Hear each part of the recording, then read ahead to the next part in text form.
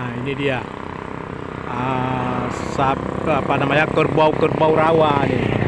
Kerbau-kerbau yang berendam di rawa-rawa. Nah, begini. Ini masih bisa ditemukan di Aceh Besar, di kawasan Indrapuri. Nah, ini dia, ya. Jadi dia berendam dan kubangan ini nih.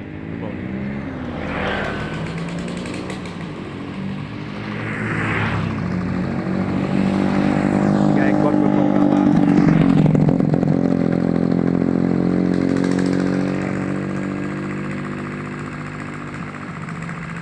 Jadi kerbau-kerbau ini dia berendam di dalam kubangan-kubangan seperti itu. Banyak kubangan di sini.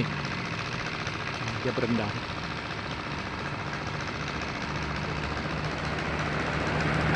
Ini di tepi jalan. Tepi jalan pada Aceh Medan. Banyak kerbaunya di sini.